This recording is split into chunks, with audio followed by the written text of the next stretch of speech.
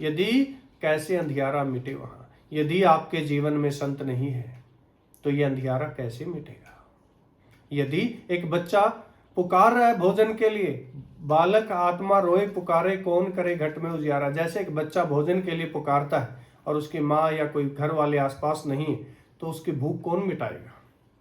ऐसे ही आत्मा पुकार रही है कि कोई है जो मेरे ऊपर ये छाए हुए मन, ये कामनाएं, ये अंधेरा है, इसको कोई मिटाने वाला हो।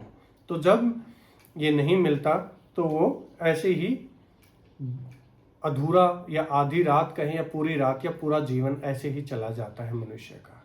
लेकिन जैसे ही है ठाव न कोई संत जहां, यदि वहां पर कोई संत नहीं है किसी जगह तो वो, या हमारे जीवन में जब तक संत नहीं है तब तक ये अंधियारा नहीं मिट सकता। अत सद्गुरु शरणम गच्छामि भज गोरख शरणम गच्छामि। इसलिए हमें इस अंधेरे को मिटाने के लिए पूरे गुरु के पास जाना होगा, किसी सद्गुरु को ढूंढना होगा। बिना सद्गुरु के आज तक किसी का अंधेरा नहीं मिटा है। इसलिए सिद्धार्थ गीता में गुरुदेव कहते हैं, काले बादल जब घिरे घनी अंधेरी रात, कहे होत अधीर नर बहुत निकट है प्रात। कि काले बादल जीवन को घेरे हुए थे, ये बेहोशी, ये अंधेरी रात, लेकिन अब यदि आपकी प्यास सच्ची है तो अब धैर्य रखो, बहुत निकट है प्रात, सुबह होने वाली है। ये रात, ये बेहोशी, ये अंधेरा मिटने वाला है, अब सुबह होने वाली है, सूर्य निकलेगा, यानी हमारे जीवन में प्रकाश आएगा। आगे कहते हैं गुरुदेव सिद्धार्थ गीता में, माघ फूल खिलने लगे चारों ओर बसंत, सालों भर ऋतु राज है जीवन में हो संत। यदि जीवन में संत आ जाएं तो चारों तरफ फूल खिलने लगते हैं, बसंत आ जाती है। गर्दिश का वक्त अब अख्ज़ होने वाला है, अजल से चला खिजा खत्म होने वाला है। मैंने कभी ये पंक्तियां लिखी थी, एक गीत भी है, उस गीत की पंक्तियां हैं कि अनंत काल से जो हमारे जीवन में कितने जन्मों से अंधेरा चला आ रहा था, अजल से चला खिजा खत्म होने वाला है।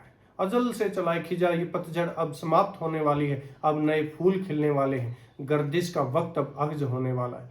अब जो बुरा समय था, अंधेरा था, वो मिटने वाला है। एक बार कामिल मुर्शिद से मिलाओ तो जरा, प्यार है जिस रूह से मुझे, उस रूह से मिलाओ तो जरा, मुझे रब से मिलना है यारो, कोई तरकीब बताओ तो जरा। कि उस परमात्मा से मिलने की तरकीब कौन बताएगा, कोई कामिल मुर्शिद, कोई पूरा गुरु, उसके आने से ही जीवन में बसंत आती है। अन्यत्र कहते हैं गुरुदेव, मकान कोई संत का ना ही कोई गांव, भली सुहानी झोपड़ी राम संत की ठाव। आपको ऐसा नहीं कहीं विशेष जगह मिलेगा, कहीं भी संत की तो हर जगह ही राम की जगह है। उसके लिए कोई ऐसा नहीं कि ये मकान स्पेशल संत का होता है या कोई गांव होता है, नहीं। वो तो अपनी झोपड़ी कहीं भी बनाएंगे, वहीं बैठे, वहीं पर आपको राम से मिला सकते हैं। राह चलते भी वो आपको राम से मिला सकते हैं। लेकिन उसके लिए हमारी प्यास सच्ची होनी चाहिए, हमारे भीतर प्रभु से मिलन की प्यास सच्ची होनी चाहिए। जो आनंद गीता में गुरुदेव कहते हैं, हो दिल में सच्ची प्यास अगर सदगुरु एक दिन मिल जाता, बाहर का थोथापन दिखला तुम्हें अंतर यात्रा करवाता।